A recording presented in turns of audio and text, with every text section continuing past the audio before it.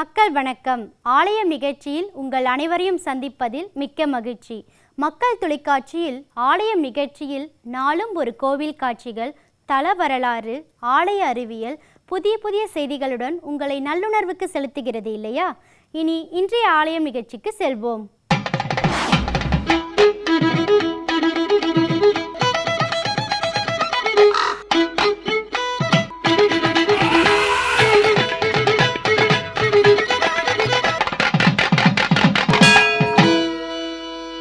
கிபி 1ஆம் நூற்றாண்டிலேயே தமிழகத்தோடு ரோமானியர்கள் வணிகத் தொடர்பு கொண்டிருந்ததாக வரலாறு சொல்கிறது.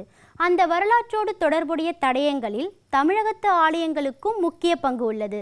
அப்படி ஒரு பழமையான ஆலயத்தையே இன்றைய நிகழ்ச்சியில் நாம் காண இருக்கிறோம்.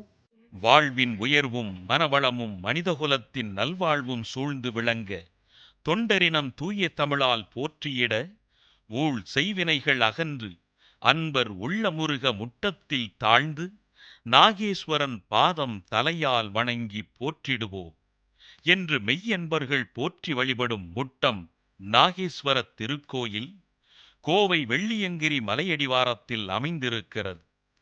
கோவையிலிருந்து பூண்டி செல்லும் சாலையில் செம்மேடு தாண்டி 2 கிலோமீட்டரில் அமைந்திருக்கும் இத்திருக்கோயில் கிபி 1ஆம் நூற்றாண்டில் தோன்றிய கோயிலாகும். திருநாகேஸ்வரம் என்ற திருமுட்டத்து திருக்கோயில் காஞ்சியாற்றின் கரையில் உள்ளது. இத்தலம் கடல் மட்டத்தில் இருந்து 6000 அடி உயரத்தில் உள்ளது. முட்டத்துக்கு இப்படி ஒரு பெயரும் உண்டு. முட்டமான அமரபுயங்க நல்லூர் என்ற தொடர் கல்வெட்டுக்களில் வருகின்றது. நாகேஸ்வரம் தேவநாகனால் தொழப்பட்ட தலம் என்பதால் இப்பகுதி அமரபுயங்க நல்லூர் என்றானது.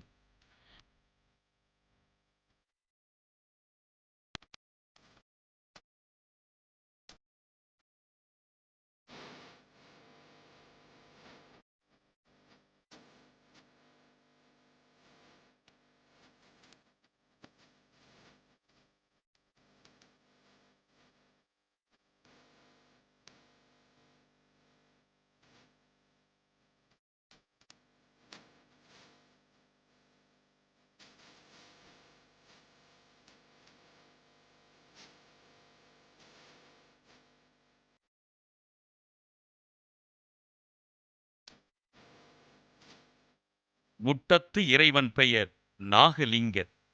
இறைவன் பங்கில் வாழ்கின்ற அம்மையார் பெயர் திருமுத்துவாழியம்மன். முத்துக்களால் அமைந்த காதணி அணிந்ததால் இப்பெயர் பெற்றாள். அம்மையின் சிற்பம் அழகியது.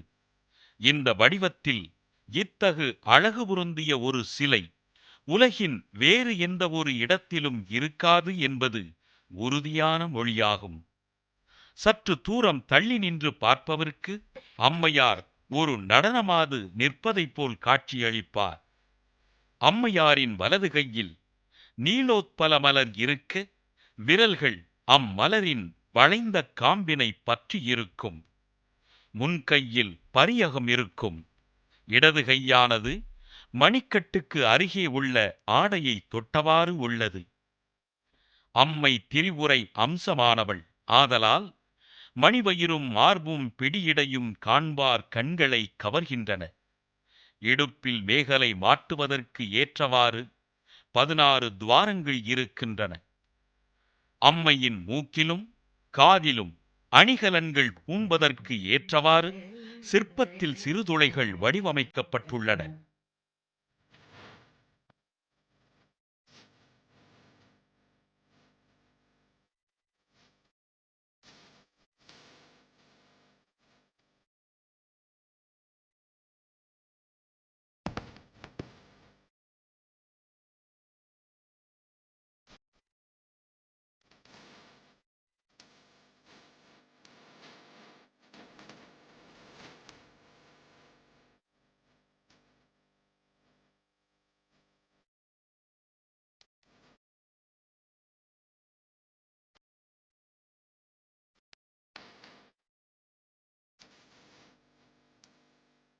இத்திருக்கோயிலில் உள்ள ஆலமர் செல்வன் சிலை அற்புதமான அழகுடையதாகும்.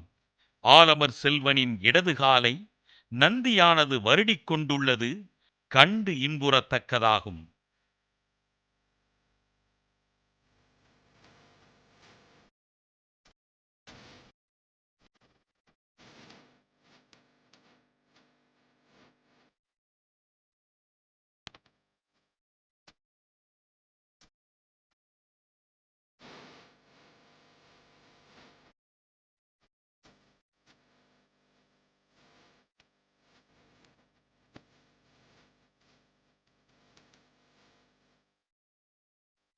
ஒரு காலத்தில் பெருவணிப நகரமாக விளங்கிய முட்டத்தில் இக்கோயிலும் பெருங்கோயிலாக இருந்திருக்க வேண்டும்.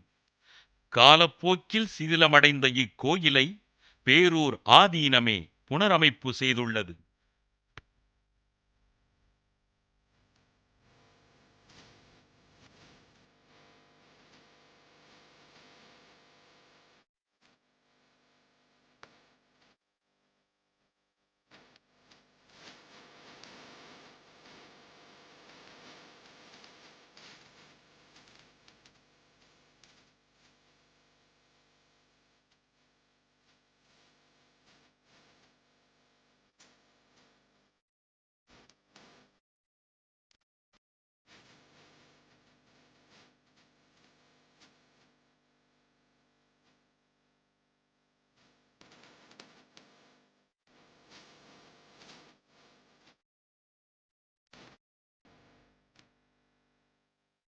கோயிலின் மூலவரான நாகலிங்கர் என்ற நாகேஸ்வரர் லிங்க வடிவில் சதாசிவ தத்துவ நிலையில் நாடி வரும் பக்தர்களுக்கு அருள் பாலிக்கிறார்.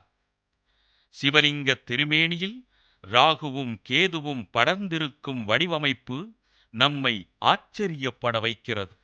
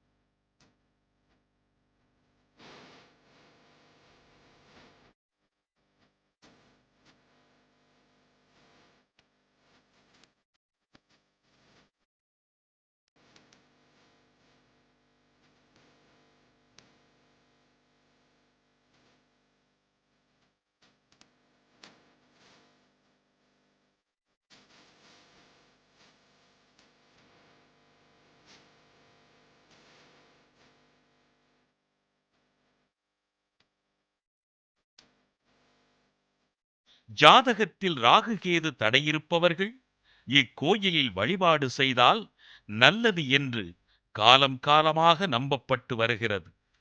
இந்த முட்டத்து கோயிலில் விநாயகர், சுப்பிரமணியர், பெருமாள் சன்னதியும் அழகுற விளங்குகின்றன.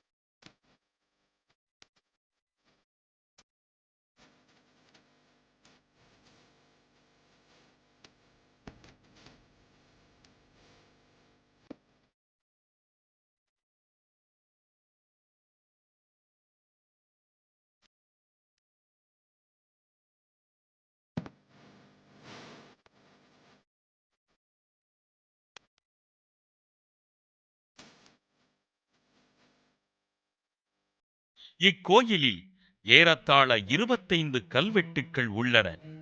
கல்வெட்டுக்களின் வாசகங்களின் வழி இக்கோயில் கிபி 1ஆம் நூற்றாண்டில் இருந்திருக்க வேண்டும் என்று அறிய முடிகிறது.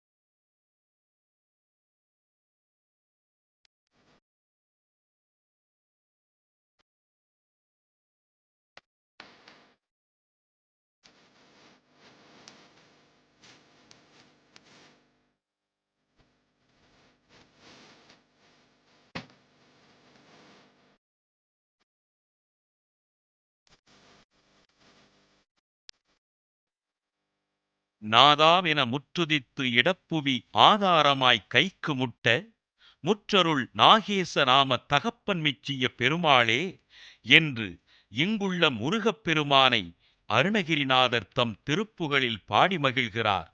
நாமும் பாடி மகிழ்வோம்.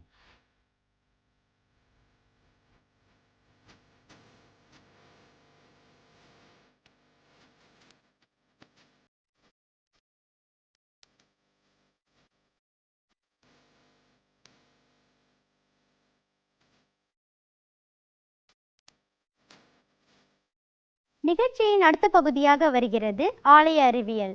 ஆலயம், சமயம், சடங்குகள் தொடர்பான அறிவியலை விளக்கும் வகையில் இந்த பகுதி உங்களுக்கு ஆலய தெளிவை ஏற்படுத்தி இருக்கும் என்று நம்புகிறோம். இன்றைய பகுதியில் என்ன செய்தி என்று பார்ப்போமா?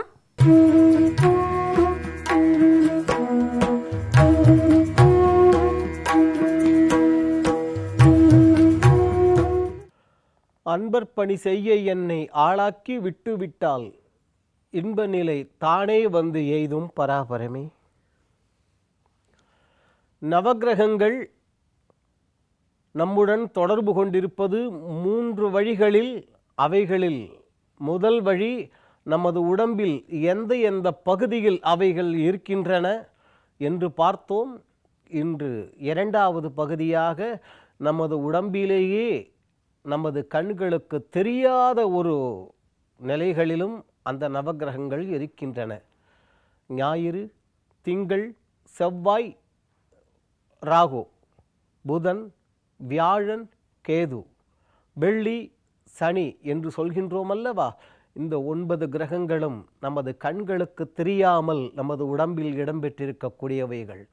ஆத்மா, மனசு, புத்தி, வாக்கு, ஞானம், காமம், துக்கம் என்று சொல்லக்கூடிய அந்த 7 நிலைகளிலும் இடம்பெற்றிருக்கின்றது. அதாவது ஞாயிறு சூரியன் என்று சொல்கின்றோம் அல்லவா, அது ஆத்மாவாக அங்கே இடம்பெற்றிருக்கிறது. 2வது திங்கள் சந்திரன் என்று சொல்கின்றோமே, மனதாக இடம்பெற்றிருக்கின்றது. 3வது செவ்வாய், அதனுடன் சேர்ந்த ராகு பலமாக இடம்பெற்றிருக்கிறது. அதற்கு அடுத்தாவதாக சொல்லக்கூடிய புதன் வாக்கு. அடுத்தது வியாழன், கேது ஞானமாக அதாவது அறிவாக இடம்பெற்றிருக்கின்றது. அதனால தான் வாக்கு வன்மை வேண்டுமென்றால் புதனை பூஜை செய் என்று சொன்னார்கள் அல்லவா? அதே போல குரு பகவானை வழிபட்டால் ஞானம் உண்டாகும்னா இவன்ட்டு அது வரைக்கும் ஞானம் இல்லாமல் பக்கத்தில் இங்கிருந்து ஒரு கடைகளிலிருந்து வாங்கி கொண்டு வந்து நிரப்ப போகிறார்கள். அது இல்லை. தொட்டணைத்து ஊரும் மணற்கேணி மாந்தர்க்கு கற்றணைத்து ஊரும் அறிவு என்று சொன்னார்கள் அல்லவா? அதன் மூலமாக நாம் தெரிந்து கொள்ள வேண்டியது அந்த அறியாமை நீங்கும், ஞானம் வெளிப்படும் என்பது. அதனால்தான் வியாழன் கேது என்று சொல்ல பொழுது அந்த இடத்தில் ஞானம் என்று சொல்லி வைத்தார்கள் அதனுடைய இடத்தை. தூய்மையான அறிவு, தெளிந்த அறிவு. அடுத்தது வெள்ளி சுக்கிரன் என்று சொல்வோம். இந்த இடத்தில் காமம் இதே சுக்கிரனை போன நிகழ்ச்சியில் பார்த்தபொழுது உடம்பில் தெரியக்கூடிய பகுதியாக நாம் பார்த்தது இந்திரியம் என்று சொல்லி, இங்கே உடம்பில் நமது கண்களுக்கு தெரியாத நிலையில் இருப்பது காமம் என்று பார்த்திருக்கின்றோம். அடுத்தாவதாக சனிக்கிழமை என்று சொல்கின்றோம், அது துக்கம். இந்த நவக்கிரகங்களும் உடம்பில் இவ்வாறு தெரியக்கூடிய நிலைகளில் 7 நிலைகளிலும், தெரியாத நிலைகளில் 7 நிலைகளிலும் இருந்து நமக்கு உதவி செய்கின்றன, ஆட்டியும் படைக்கின்றன.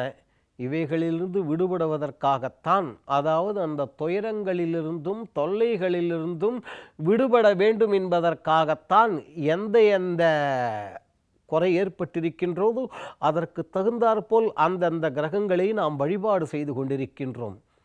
இதே கிரகங்கள் நமது உடம்பில் தெரியக்கூடிய பகுதி, தெரியாத நிலை என்று 2 விதமாகவும் பார்த்தோம்.